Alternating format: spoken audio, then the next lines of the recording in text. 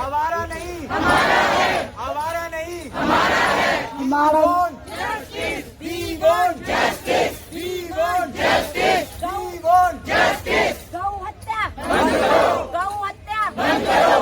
मैं सिर्फ ये जानना चाहता हूँ कि वो गायें जो कूड़ेदान पर मजबूरी वश मुंह मारने आती हैं, जिम्मेदार कौन है? जिम्मेदार शासन प्रशासन है। जब जीवों पर दया करने के बारे में परिचर्चाएं शुरू होती हैं तो घूम फिरकर कहीं न कहीं से समस्त जीवों में से कुछ जीव प्रमुखता से सामने आ जाते हैं और कभी कभी बकरीद आने के आसपास बकरे भी दया के पात्र बन जाते हैं। दिल्ली के जंतर मंतर पर जीवों पर दया करने का इस मानवीय आह्वान, मैं ये कहूँगा कि ये जरूरी भी है, आवश्यक भी है और इंसानियत का हिस्सा भी है।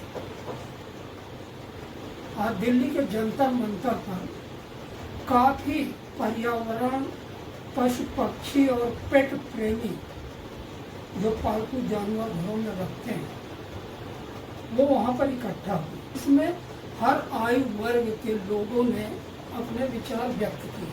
तो जीवों पर दया करनी पड़ेगी। दिक्कत यह है कि ये नारा लगाने वाले हम मानव ही उनके दोषी भी हैं, उनका पर्यावरण करने के लिए जिम्मेदार और गुनाहगार भी।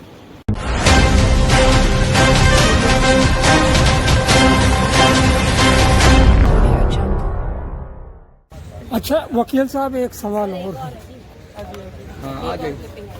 गौ हत्या रोकना बहुत जरूरी है, अच्छी चीज है और सैकड़ों सालों से इस पर मूवमेंट चल रहा है, लेकिन देश में चल रहे स्लॉटर हाउसों पर रोक लगाने में सरकार को क्या दिक्कत है? बिल्कुल, आपने बहुत ही अच्छी बात कही है। तो मैं आपको ये चीज बताना चाहता हूँ कि हम इस चीज पे जो गौ हत्या के मामले में एक रंग दिया जाता है सामुदायिक धर्म का, हम उसके खिलाफ हैं। और हम ये बताना चाहते हैं जितने बड़े स्लॉटर हाउस हैं वो हमारे हिंदुओं के हैं, ये लोगों को पता होना चाहिए।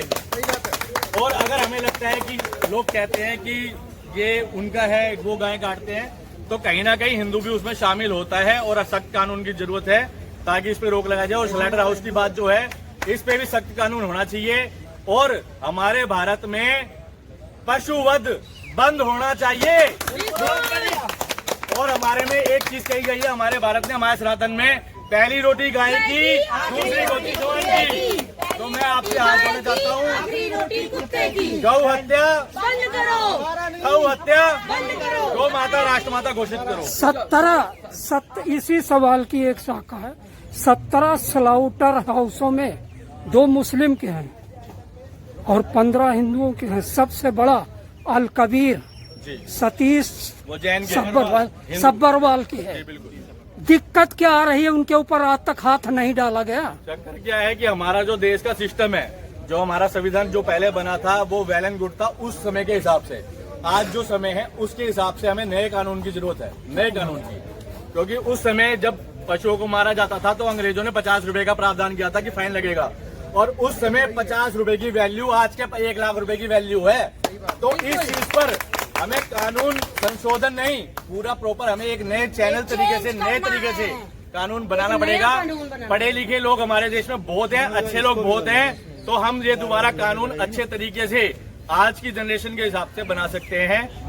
आप एडवोकेट हैं, बड़ी अच्छी चीज है, लेकिन एक चीज और बताइएगा, दया की इस परिधि में, इस क्राइटेरिया में पहले नंबर पर गाय है, सबके साथ, सारे जानवरों के साथ क्या समान कानून की मांग करेंगे? नहीं जी, हमारा ये नारा है वो हमारे धर्म से जो हमारी है वो पूजनीय है। हमारे लिए कुत्ता भी पूजनीय है, हमारे लिए बंदर भी पूजनीय है। और मैं समान कानून की बात करता हूँ।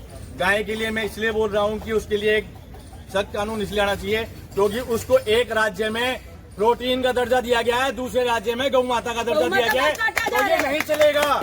और सभी जानवर हमारे लिए पूजनीय है, वो जीव हैं, वो हमारे लिए ही हैं और हम उनकी प्रकृति में बैठे हैं और वो हमारी प्रकृति में नहीं बैठी। देश ना ये धरती, ये प्रकृति, ये दुनिया सबकी है, हर जीव की है, इंसान की भी है और जानवरों की भी है। और सदियों से हमारे साथ कुत्ता हो या गाय हो या कोई भी जानवर हो, पेड़ पौधे पशु पक्षी सब एक साथ रह रहे हैं। पिछले कुछ दिनों से समाज में बहुत ज़्यादा अराजकता हो गई है। सुप्रीम कोर्ट ने एक ऑर्डर दिया था, उस ऑर्डर को रिवर्स तो नहीं किया गया, स्टे लग गया उस ऑर्डर पे, लेकिन उसके बावजूद कुछ कंफ्यूजन हो गई है सोसाइटीज़ में, RWS में बहुत ज़्यादा कंफ्यूजन है। वो उसको मिस इंटरप्रेट कर रहे हैं उस ऑर्डर की।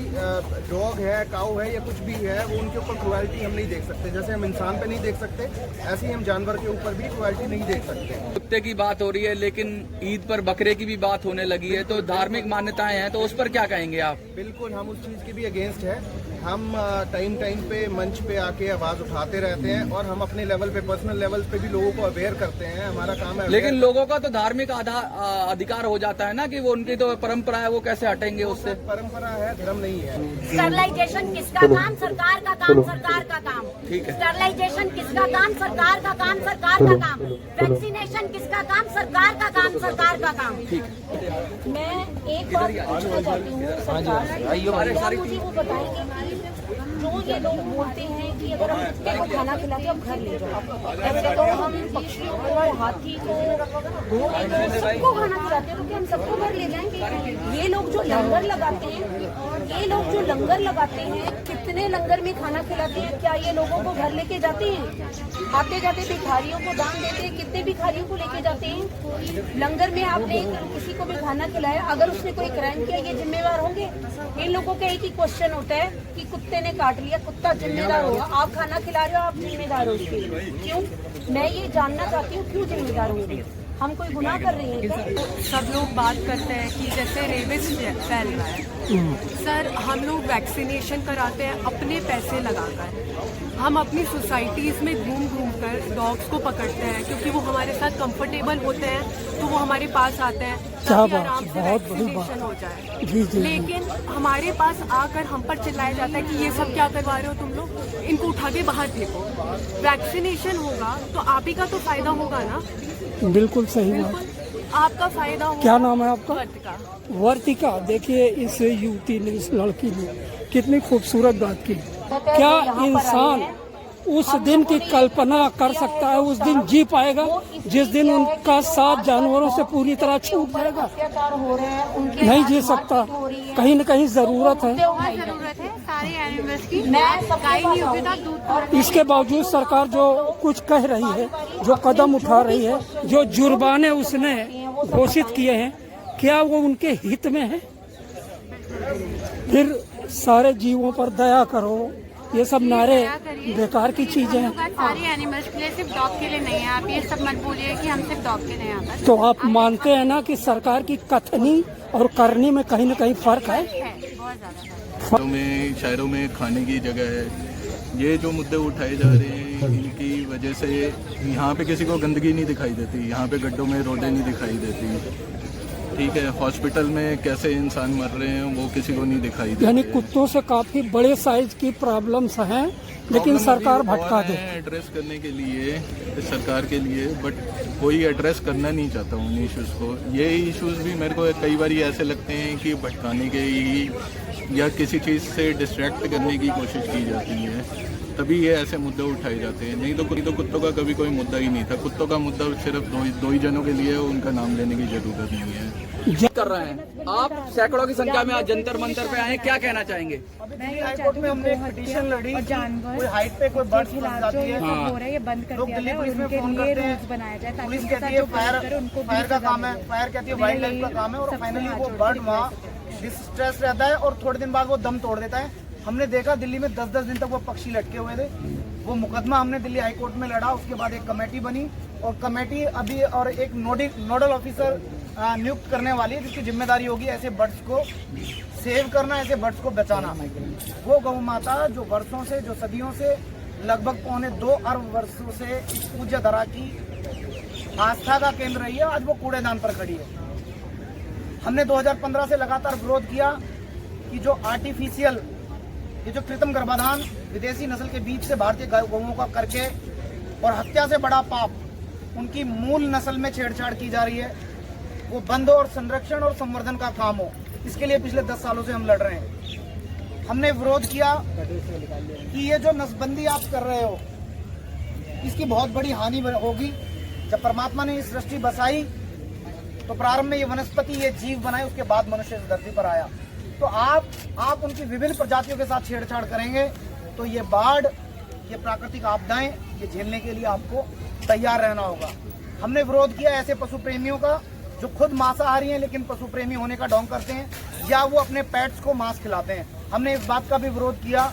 हमने ये इस बात के लिए भी जन जागृति की कि ये जिन पशुओं की हत्या होती है इनकी शॉक वेव्स ये 10 फुट तक, 5 फुट तक धरती पर विद्यमान होती हैं। हाँ, ये चीख पुकार भले ही हम ना सुन पाए, लेकिन बाकी के जीव जिनकी प्रजातियों की हत्या, जिन मूक बधिर जीवों की निर्मम हत्या की जा रही है, उनकी ये शॉक वेव्स इस धरती पर विद्यमान है और ये आपदाओं का कारण है। उन जीवों की जिम्मेदारी लेने के लिए, पांजरापोल बनाने के लिए, उनके दवाई चिकित्सा का इंतजाम करने के लिए, उनके रखरखाव की जिम्मेदारी लेने के लिए एमसीडी तैयार नहीं है। शीला दीक्षित की सरकार थी दिल्ली में, उस समय जिन गायों को रखने की गौशाला में 3000 गौओं की गौशाला थी, उस समय में 9000 गौ थी। और 2013, 2014 से आज 2025 आ गया, आज तक भी वही यथास्थिति है। 2000 गाय रखने की गौशाला में 20,000 गाय रह रही हैं। कोई नई जमीन अलॉट दिल्ली में गायों के लिए नहीं की गई। तो मेरा कि भारत में जब तक गौवध होगा मैं अपने केस नहीं कटाऊंगा। भारत में जब तक गौ हत्या होगी, जब तक गाय और पशु जीव कूड़ेदान पर खाना खाएंगे, मैं अन्न नहीं खाऊंगा। और यही मेरा फास्ट योगी आदित्यनाथ जी ने खुलवाया था। जब से मैं फास्ट पे ही हूँ, मैं अन्न नहीं खाता। तो ये लड़ाई अनवरत चलने वाली लड़ाई है। हम ये सोचे हम आज जंतर मंतर पर आए, हम घर वापस चले जाएं, ये लड़ाई खत्म हो जाएगी। तो जिस बार या जितनी बार हम एकजुट हों उतनी बार ये लड़ाई शुरू होगी। ये भावना हम अपने मन में रखें। भारत में हमारे पूर्वजों ने एक बड़ी भूमि, हर गांव में एक बड़ा भूभाग जो इन व्यापारियों को बेचा जा रहा है, जिस पर ये नई नई कॉलोनी लेकर आ रहे हैं, नए नए प्रोजेक्ट्स लेकर आ रहे हैं। हमें पता ही नहीं लगता कि वहाँ मॉल बनकर खड़ा हो गया। जब आप इसकी जांच करेंगे तो आप पाएंगे कि वो भूमि जो गौओं की भूमि थी, पशु चारा का भूमि थी, इन जीवों के संरक्षण की, इनके संवर्धन की भूमि थी, वो भूमि किसी नए प्रोजेक्ट में यूज कर ली गई।